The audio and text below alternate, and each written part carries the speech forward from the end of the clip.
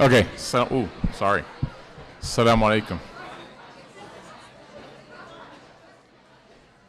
Bismillah. Bismillah walhamdulillah wa salatu wa salamu ala rasulillahi wa ala alihi wa ashabihi ajma'in. Welcome home, everybody. It's good to see you. Welcome back. I know we had a little bit of a break last week, alhamdulillah. So it's good to see everyone back here, alhamdulillah. Finally reaching a level of normal temperatures in Texas where things can be enjoyed, alhamdulillah.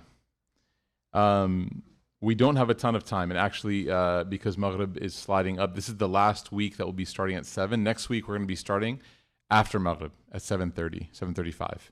So, Suhbah will still be open. The shop is still open from, whenever till 8, every day, actually, except for weekends. But we'll pray Maghrib at 7:35, and then we'll come here and we'll do the session, inshallah. So, just FYI, it happens every year. We have this pinch, and we have to kind of time it with the Mondays until we get to that point. So forgive the shortness tonight. We do have the Q&A open at slido.com.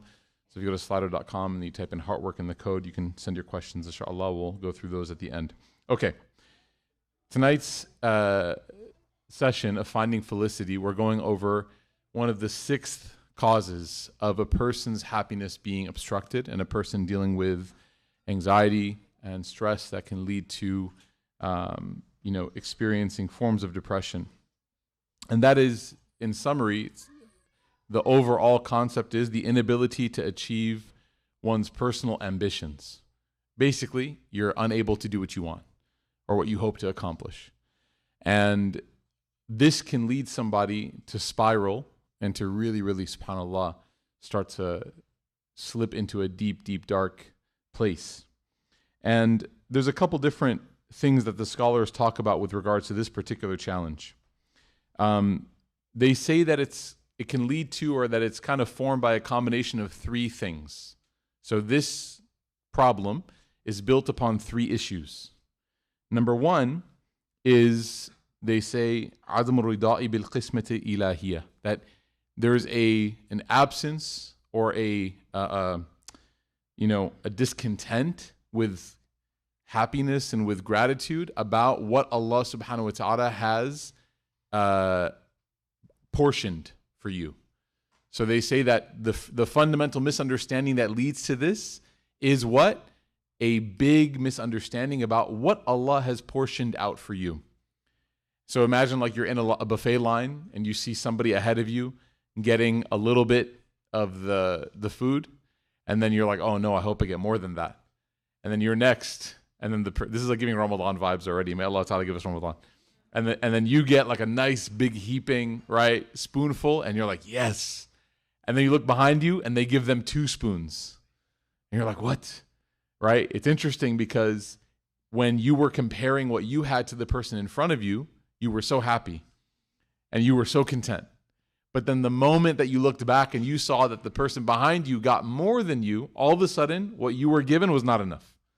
And you didn't even think about what the first person was given to begin with, okay? So that's kind of the disease that they're talking about.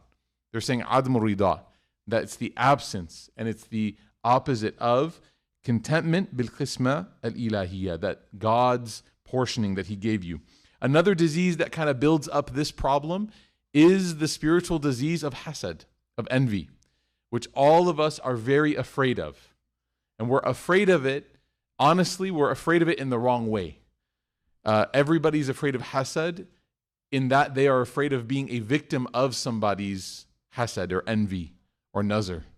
Everyone's very afraid of that. We walk around the world, and because of either conditioning or just the way that we see the world, we're concerned that if something good happens, and if I don't say like mashallah 3,000 times, and if somebody doesn't say mashallah, and we got to be careful, and then some people, put like stars over their, like emojis over their people's faces and their pictures, and because they're afraid, right? And this isn't to make a mockery of it, because why? Because hasad is real.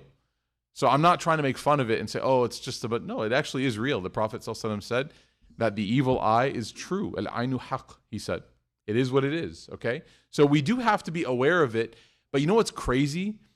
Is that when we read that hadith, that the evil eye is true, we always read it from the lens of that we are the ones who are sort of subjected to it, and we don't read it from the lens of we could be the perpetrators, right? So hasad is a very real disease, and we should be afraid of hasad, but we also should be afraid of being the hasid, the one who's actually like the doer of it.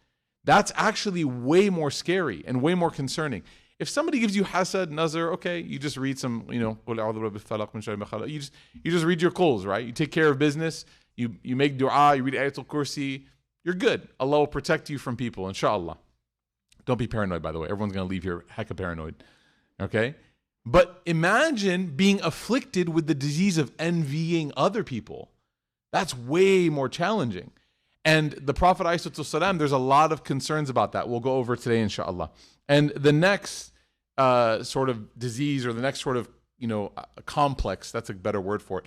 The next complex that leads to this problem is tawaqquf ala al-ahlam, that a person is fixated on their dreams.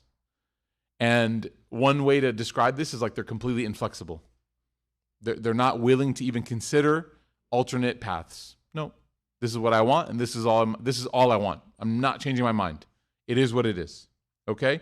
So the scholar writes, Sheikh Ramadan, the author of this book, he writes that these three things combine and they form this horrible, horrible complex that people struggle with, and this is why it affects them so deeply, right? Emotionally, spiritually, and then eventually physically, right? It can actually become a problem.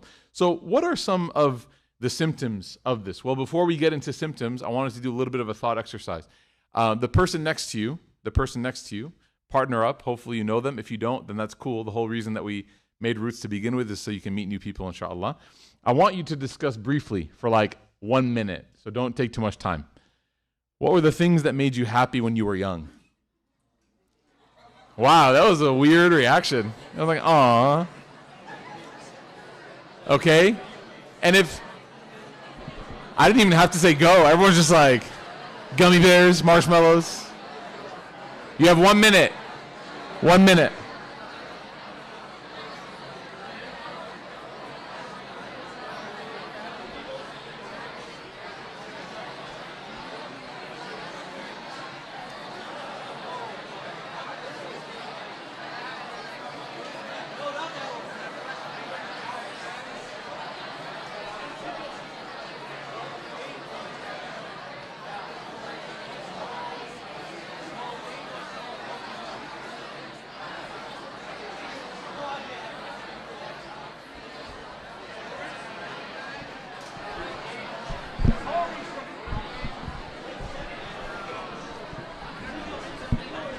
Okay, 10 seconds. 10 seconds.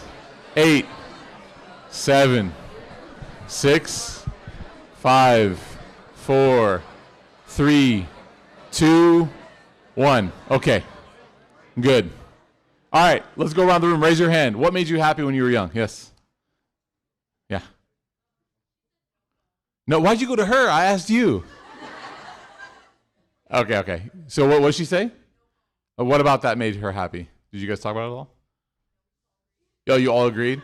Maybe like because more complexities. Yeah, like life became more complex with phones. Sometimes it's nice when you don't have your phone. You just realize, like, oh man, I'm actually like untethered, subhanAllah. Okay, life was simpler. How many of you can relate to that? That when you were young, life was simpler. Okay, good. What else? Yeah. FIFA. Raise your hand if, yeah. You're going to kind of, the experiment's going to go south. Okay. Anyone else? Yeah. Having dinners together, maybe family, friends, cousins, stuff like that. Maybe summer vacations were like, time where you got together with family. Beautiful, having dinner together. Now, and I remember even like later on when I was in college and all my siblings were in college, everyone's schedule was their own. It was like really depressing, right? It was very sad because there was really no nucleus. Some of us had night classes, some of us had work. It was tough, subhanAllah. Having dinner together, very nice. What else? Yeah.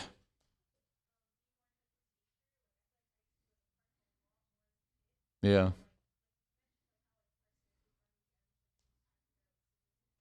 Yeah. Alhamdulillah. Mm.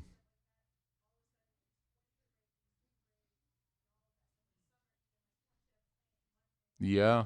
Scheduling. You don't have your flexibility. Nature, that's a big one. You're a kid, you just go outside. You just go outside. You weren't worried about things like staining your clothes, right? Or getting dirty. Like, none of that mattered. You stained your clothes, it was your parents that were like, and you were like, I'll just go get a new one. It just was what it was, right? You really enjoyed touching grass. Yes. Oh, subhanAllah, yeah. Life was a lot slower, subhanAllah. Yeah, I wonder if it's that life felt slower or that actually maybe, subhanAllah, there's we just lost barakah in our time. When you're kids, you're sinless.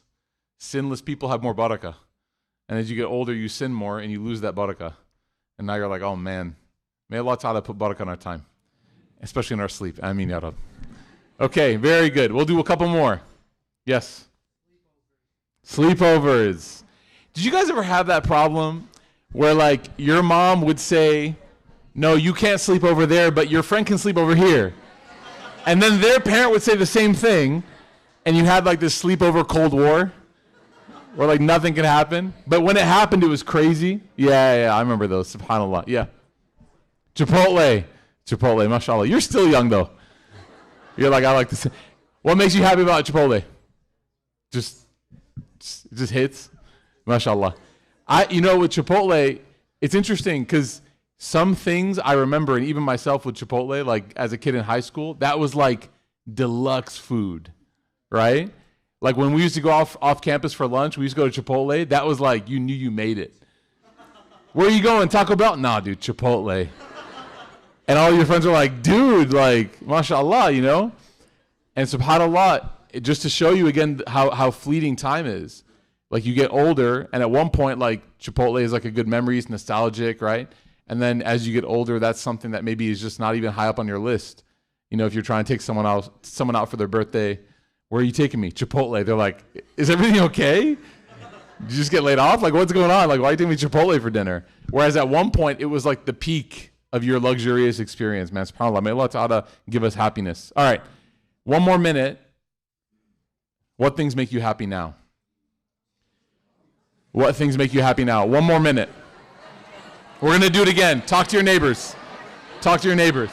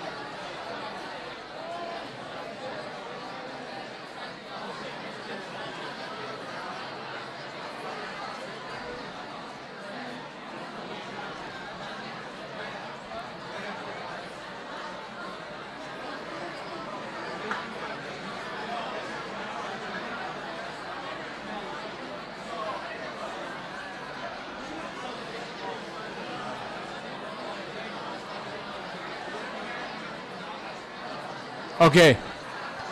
10 seconds. 10 seconds. 7, 6, 5, 4, 3, 2, 1. Okay. Quickly going around the room. What makes you happy now? Yes. Okay. So, slow mornings. Being able to work from home. Alrighty. In the back. Slow mornings, being able to work from home. Very good. Yes? Coffee. How many of you, when you were a kid, thought you would never like coffee? And then at some point, you started liking it. Okay? Brothers, how many of you never thought you'd like matcha? And now it's all you drink. Okay. Coffee. By the way, I'm doing this for a reason. We're not just getting to know each other. Yeah. Family. Yeah, subhanAllah. So good. There's some things. Yes? Okay. So maybe you wanted to do something when you were younger and now it became real. Very good. Okay, yeah. Basically doing the things you didn't want to do. Like now when you're older, waking up early feels like an accomplishment. Like I got to wake up early and be productive. When you're a kid, you're like, why are you torturing me? Like you're waking up. Yeah. Drake, the artist. May Allah guide him to Islam. If Allah guides Drake to Islam, we probably won't need to fundraise anymore. All right? Inshallah. All right, so what else? Yes. Like physical things or like experiences? Okay, so what, like riding a bike? There we go, that's beautiful. So Nadia's like, I used to paint a lot as a kid, and then as an adult, you kind of like stumble back into it, right? And I said riding a bike because actually you ride a bike when you're a kid like every day, and your knees are like scraped up, and you're just like, and then you just stop suddenly. And then later on in life, you're like, yeah, I can ride a bike. And you get on a bike, and you're like, whoa, I used to be so good at this. And it's like those rediscovery moments. Very good. Yes? Traveling. Beautiful, mashallah. And when you're a kid, sometimes you didn't want to travel. Your parents are like, we have to go. Where? It's like, Pakistan. We're going to Egypt. And you're like, no way, no. You're like, I want to stay here in Plano, Texas. This is the best that life has to offer. There's Chipotle. I'm going to watch Drake YouTube videos all day. Like, this is the best that life has. And then now you're older and you're saving up money, and your parents are like, where are you traveling to, beta? You're like, I'm going to Karachi. Like, it is crazy, like the full circle. Okay, last one, yeah.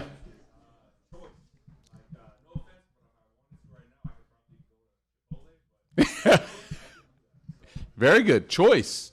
You have options. Because as an adult, maybe it's because you have responsibility, you have income, you have a car, you have transportation. You're not dependent on other people as much. Okay, why did I do this exercise? I did this exercise for one reason only. Are you ready?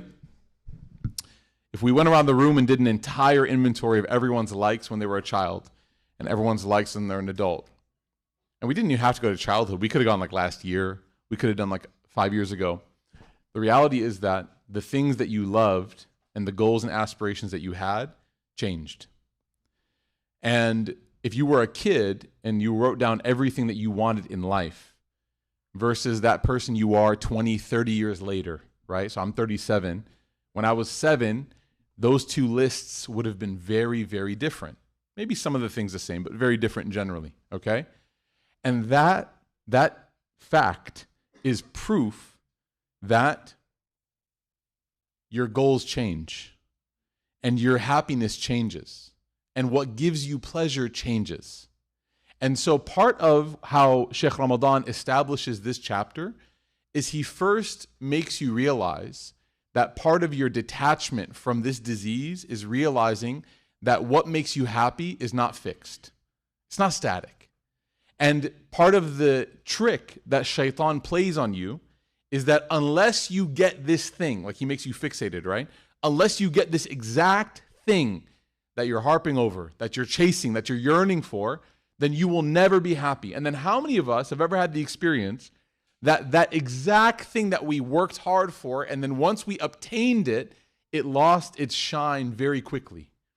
Within 2 months, 3 months, it no longer was the same thing. I mean, look, when you want something, there are days and weeks where like every day you wake up looking and checking and seeing the price, and then you order it and the shipping is not overnight or 2-day shipping. Like Amazon Prime has destroyed us.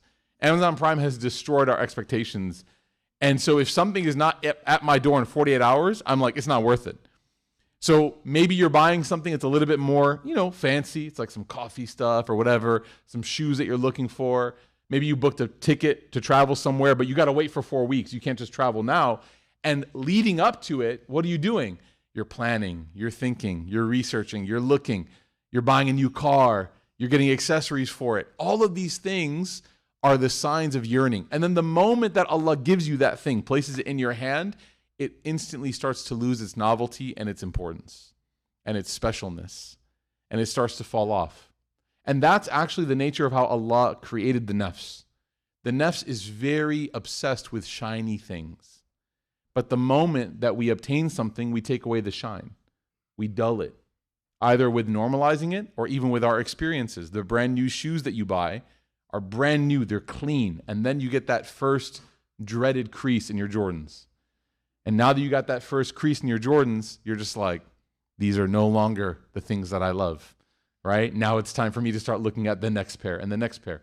So this inability to deal with the fact that you don't accomplish your goals or you don't obtain your goals is actually also an inability to deal with the fact that this life is an illusion and that your goals shift from day to day, from month to month, and from year to year. So what are some of the symptoms of this particular problem? Number one is a fixation on the lack of achieving one's goals. And as a result of that, a resentment that you develop towards Allah. So somebody, for example, who has not achieved a certain goal that they have. Let's say it's getting a certain job. Let's say it's getting married. Let's say it's saving up to a certain amount. And they're unable to accomplish it, meaning that they're trying, they're working hard at it. It's just not happening for them. It's not happening. What happens as a result of that, there's a couple different paths that a person can take. One of those paths, which is the destructive path, is that a person can use that inability, they can use that obstruction as a means of developing hatred towards Allah, resentment towards Allah. And I know we hear that phrase and we're like, no, that's not right. Of course, we know it's not right. But the energy, the anger that we feel towards destiny can also be anger towards Allah. It's just masked, right? And we'll explain that in a bit. So when I'm upset that Allah has not given me something, really I'm upset with Allah. Really I'm upset with Allah. If my son right now asked for ice cream, P.S. he did, okay? And I say no ice cream, and he starts getting upset, and he gets angry, and I say, are you angry? He goes, yeah. At what? That I don't have ice cream. Who is he really angry at? Me, for saying no. And so our nafs is a child. And when Allah doesn't give us what we want, when we want it, how we want it exactly, we get upset. And that disappointment can transform, can mutate into anger with Allah. May Allah protect us. So that's one of the symptoms. The second is that when you look around at others, the feeling that you have is a feeling of being left behind. How many, raise your hand if you've ever experienced that before. You look at others around you and you feel like, man, I'm not where they're at. My friend who's this age or younger than me is doing better than me, has gotten further than me. Or your siblings. Sometimes like you have a younger sibling that's just like, mashallah, like something about their path is that they're able to accomplish certain things. And you haven't gotten that yet. But yours is a little bit different. So there's a feeling of being left out on the outside looking in. Number 3, subhanAllah, this one's really scary.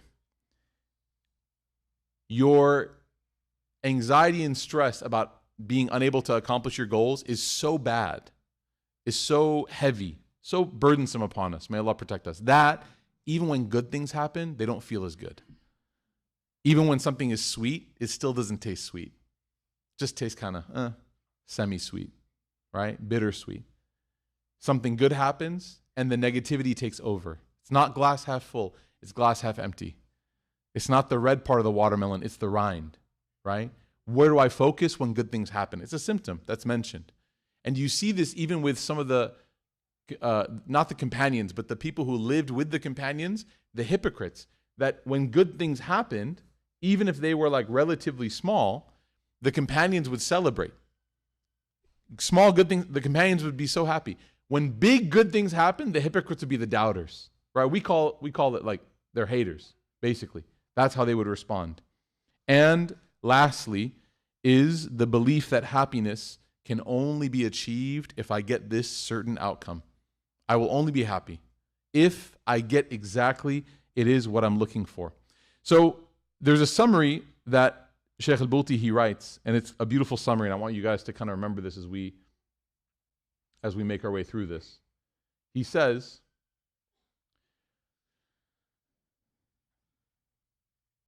this category of sadness comes from not the external hardship that you experience.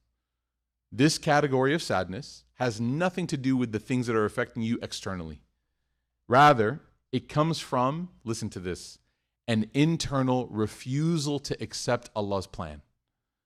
Internal refusal to accept Allah's plan. It's an adult temper tantrum.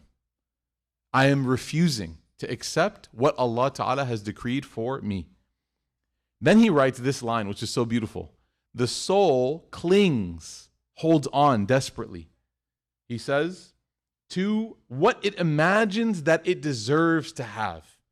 Like, I have to have this. And not only do I have to have it, I really think that I deserve it. And if I don't get it, everything will be ruined, like catastrophizing. And grieves the absence of that thing as if grieving the death of something. As if grieving the death of something. Very heavy. Very heavy. This is like, if we saw Sheikh Ramadan as a doctor, this is basically the diagnosis of what this disease is. This is a serious, serious situation, a serious issue. Let's talk a little bit about how the Quran addresses this. In one of the chapters of the Quran, Surah Al-Shu'ara, Allah is quoting the quotation of Prophet Ibrahim alayhi salam. Prophet Ibrahim, when he's making dua to Allah, and think about this, like all prophets, of course, are at a certain level, a certain status, and then you have some prophets who are given a special distinction. They're known as ulul azm, like the ones who were really, really significant in their prophethood. And then you have from amongst those some prophets that were given like special titles. So Prophet Ibrahim's title was the close friend of Allah, Khalilullah, right? So he's probably, somewhere up there in terms of his du'as being answered. He's also known as Abul Anbiya, the father of the prophets, because from his lineage came so many prophets, including our messenger Muhammad, peace be upon him. So one would assume, like one would guess safely, that if a dua was made by this person with all these distinctions, that number one, this dua would be answered, and number two, this dua would be like a template dua that everybody should copy. One of the reasons why Allah preserves conversations in the Quran is to teach us templates. So He preserves du'as. Why? So we should make those du'as. Okay? So here's one of them. Ibrahim alayhi salam, when he prays, he says, Rabbi habili hukman wa alhiqni bis salihin. That, oh Allah, give me and grant me. And he doesn't say what we would expect. Okay? He doesn't say wealth. He doesn't say fame. He doesn't say power. He doesn't say status. None of that. When he is asking Allah, and the verb he uses is heb, which means to gift something, it means basically like this is something that, oh Allah, this is purely from you. I don't deserve this. I haven't earned it. There's no like merit that I can claim like, oh Allah, repay me with this. No, when you gift somebody, the definition of a gift, even with the IRS, the definition of a gift is something that was given with no expectation of repayment, right? So he says, oh Allah, gift me, not because of who I am and not because of what I've done, because that's not worth anything, but gift me, oh Allah, two things. Number one, he says wisdom. Give me wisdom. Why does he ask for wisdom? What does wisdom do in life?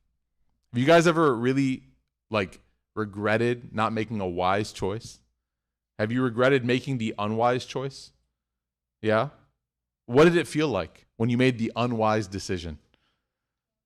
Guilt, okay? So you felt guilty, and guilt brings a certain heaviness, doesn't it? Okay, what else? Huh? Regret, remorse, okay? So guilt that leads to, which is not nice. No one really sleeps well when they're feeling guilty and regretful. You kind of toss and turn. Even if you slept, 8 hours, may Allah grant us 8 hours, you still feel like you didn't sleep. Yeah, I got a hand in the back there on the brothers? Yeah. Oh, okay. Got a little plot twister over here. All right. Why did you feel when you made the unwise choice, you got clarity? Or did you misunderstand the question? So how did you feel when you made an unwise choice? You said clarity? Oh, acha, okay, yes. So, unwise choice would lead to what then? What's the opposite of clarity? There you go. We have a poet. All right, so confusion, right? Maybe confusion, okay? So these are not good things. These are not good things. And we're going to wrap up here with this last point because I know that Maghrib's in a few minutes. So bear with me. I'm just finishing this ayah. He says, oh Allah, grant me wisdom. And he says, secondarily, وَالْحِقْنِ بِالصَّالِحِينَ. And he says, and give me the companionship and the company of those people who are righteous, those people who are pious. Wisdom takes away all of the disappointment in life when a person acts with wisdom and when a person avoids the absence of wisdom. When you make the wise choice, you don't say the things that you regret. When you make the wise choice, you don't have what they call like buyer's remorse because you made the wise choice. Wisdom is a substance that can be derived through good company, experiences, knowledge, thoughtfulness, reflection. And when you make all of those things contribute to a decision, then you move forward in life with confidence, conviction, and happiness, which is literally the opposite of a person's inability to be okay with things that don't go their way. Part of the reason why we struggle with things that don't go our way is because we're not approaching the scenario with wisdom. We're approaching it with what? Maybe like hostility. Maybe we're approaching it with impatience. We're approaching it with entitlement. These are all things that push away wisdom. So he asked, "Oh Allah, give me wisdom." And "Oh Allah, give me what? Company of the pious people." Because why? Because when you're around pious people, what do they do to you? They make you more wise. Very good. In your moments of unwisdom, as our brother very beautifully said, right? In your moments of ignorance or foolishness, who are the people around you that will bring you back to a state of wisdom? Those people that are righteous. So you might be making a bad choice, right? You're like scrolling, and you see that there's weekend concert tickets in Dallas, and you're like, should I do it? And then your friend is like, no, let's go to Sheikh Mikhail's halaqah instead. It's on Wednesday. Right? Sheikh Mikhail, the weekend, a lot of similarities, a lot of differences though. Okay? And that person, that righteous person looks at you in your eyes, which lead directly to your heart, as Ghazali says, and that righteous person says, don't do this. Don't do this. So Ibrahim a.s. is saying, "Oh Allah, grant me wisdom, and along with wisdom, grant me those people who will keep me wise, because I never want to live my life, a day of it, in a state that is unwise, because that is a state that will bring me sadness and will bring me grief and regret and guilt and remorse. And that is not a state that I want to live in, because that affects my heart. It affects my soul. It affects my mental health, right? We'll go ahead, inshallah, and pause there. There's so much more in this chapter, inshallah, so I apologize. But next week, we'll have a little bit more time to explore some of the effects of wisdom and unwisdom, inshallah. We ask Allah Ta'ala to grant us the wisdom of Prophet Ibrahim and the company of the righteous, so that we can always make wise choices. Barakallahu feekum, everybody. Subhanakallah wa bihamdik. Nashhadu an la ilaha illa anta nastaghfiruka wa atubu ilayk. Please head over to the Musalla for Maghrib, inshallah. And then if you can help us clean up afterwards, we'd really appreciate it. Wassalamu alaikum wa rahmatullahi wa barakatuh.